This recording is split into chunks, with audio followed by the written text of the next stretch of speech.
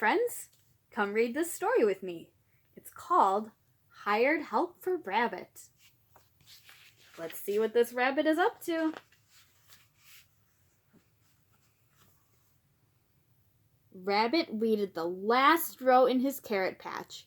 He had worked in his garden since early morning. He stretched. "Oh, that is enough work for today," he said, and went into his house. He looked at the clock and frowned.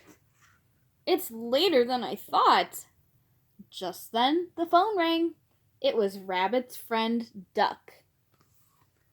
"Duck," said Rabbit after they had talked a while, "do you know where I can get a cook? I am too tired to cook after I garden all day." Duck thought a while. "No," she said, "but I'll keep my eyes open for one, Rabbit."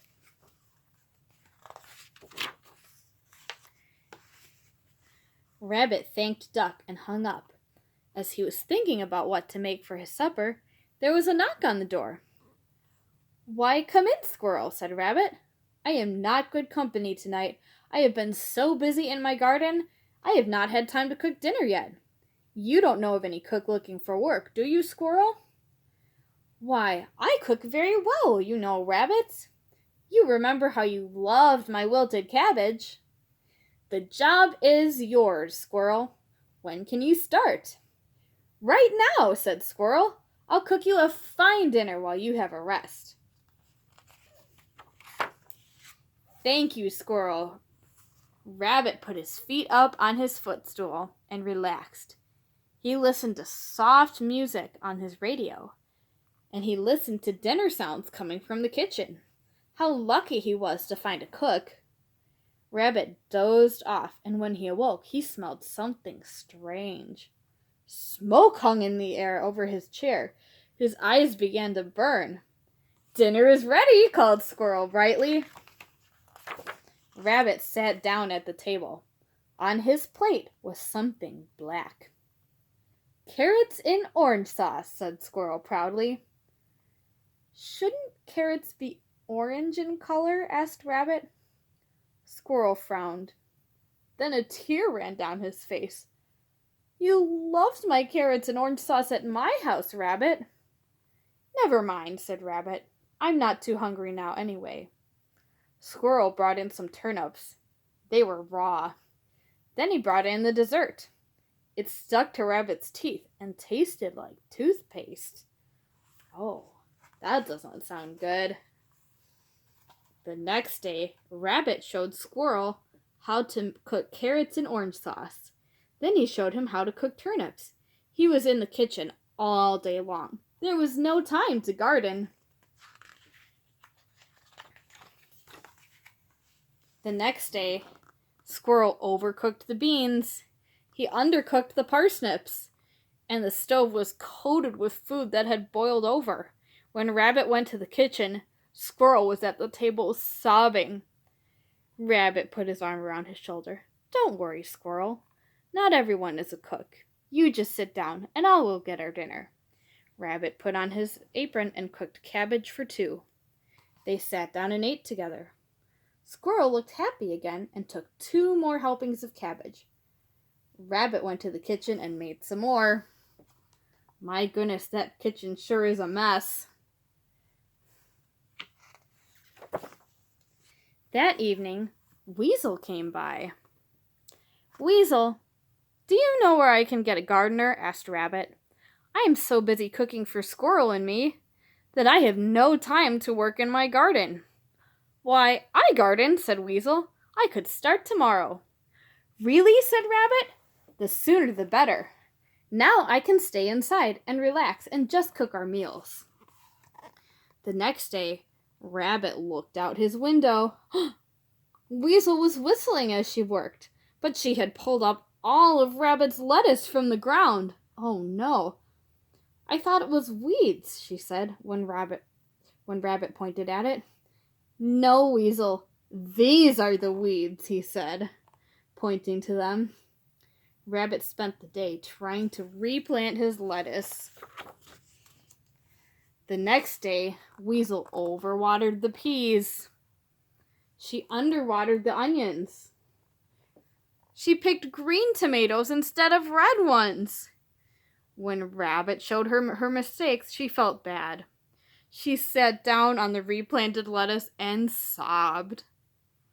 "Don't worry," said Rabbit kindly. "Let me help you." Every day Rabbit helped her in the garden. Every day Rabbit cooked meals for 3. And every day Rabbit was more tired than he had been before he had hired help. One morning, Rabbit got out of bed and noticed that the kitchen floor was full of crumbs. Dirty dishes stood in the sink and gardening tools were everywhere. "I believe I need a house cleaner," he sighed. From his window he could see Hedgehog shaking his rugs. "Hedgehog," he called, "would you be interested in cleaning for me?" Hedgehog came over to Rabbit's door, still shaking his rug. "Do you mean you want to hire me?" he said. "Why, yes," said Rabbit. "I've been so busy cooking and gardening that the house has become very messy." "Well, I wouldn't mind extra work. I'm a very good house cleaner, if I say so myself." "When can you start?" asked Rabbit. "Why, I'll start today," he replied. Rabbit felt relieved. "Now," he said to himself, "I'll have plenty of hired help." On the way to the garden to pull a carrot, Rabbit went through the kitchen. "Dear me, you don't put flour in strawberry jam," he said to Squirrel kindly. He measured the sugar for Squirrel, and then put the flour away and went to the garden to pull his carrots. He got there just in time to stop Weasel from picking the green corn. "You must wait until it's ripe," he said kindly. Rabbit went into the house for a short nap, but when he got there, his mattress was not on his bed. See, it's all gone. His blankets and sheets were missing too. "They are airing," said Hedgehog. "Bedding needs fresh air, Rabbit." Rabbit went to the living room to sit in his favorite chair. But his favorite chair was gone. "I called the repair shop," said Hedgehog. "A spring was broken in your chair, and they took it away to be fixed. You can sit on the floor, Rabbit." I don't think Rabbit wants to sit on the floor, do you? Rabbit stretched out on the floor. It made his bones ache. He dozed off for a moment, and when he woke up, he heard thunder. "Hedgehog," he called, "my mattress and bedding are getting soaked." Hedgehog was drinking a cup of tea with Weasel in the kitchen. "I need a rest, Rabbit. I can't do everything at once." Rabbit ran out and dragged his wet mattress into the house. He brought in his wet blankets and sheets, too. While his bedding was drying, Rabbit cooked dinner for 4. The next day, he helped Weasel in the garden. Then he put the still wet bedding out in the sun to dry. And that evening he was even more tired than he had been before he had hired help. At the end of the week, Squirrel came to Rabbit and said, "Rabbit, I'm sorry to say this, but I'm afraid I must leave. I don't want to hurt your feelings, but you are just too fussy about your meals." "Dear me, that is bad news," said Rabbit. "I shall miss you, Squirrel. Let me help you pack your things." When his suitcase was packed, Squirrel waved goodbye and set off for home with a tear in his eye. "It's hard to lose a cook," said Rabbit, putting his kitchen back in order and scrubbing the last spill marks from his stove. The next day, Weasel came to Rabbit and said, "Rabbit, I hate to say this, but I'm afraid I'm overworked here. Your garden is very large, and the doctor said I'm not a young weasel anymore." "Why, that is bad news," said Rabbit. "I shall miss you, Weasel. I will have to get used to having no gardener now." Rabbit helped Weasel pack her suitcase. Then he waved as Weasel set off down the garden path to her own home. "It is hard to lose a gardener," said Rabbit as he went into his garden and planted new lettuce. He picked only the red tomatoes and had them for his supper.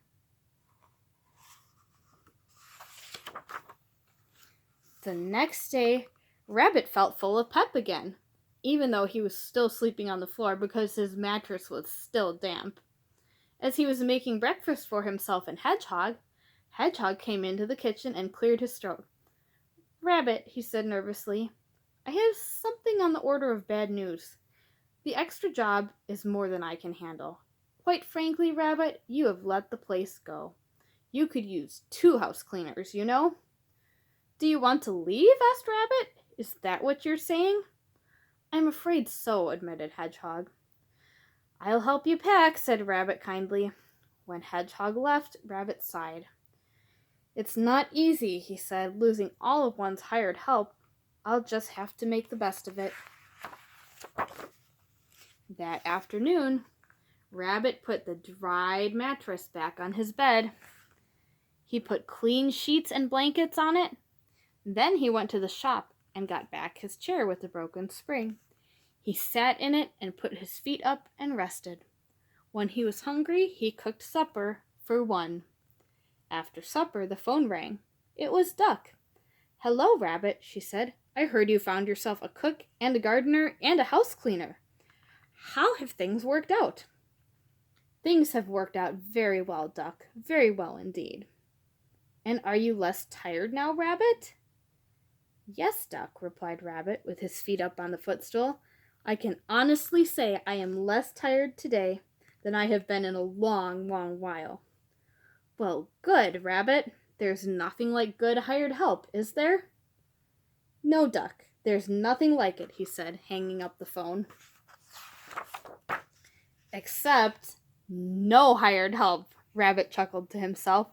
Then he washed one plate and went to bed. The end.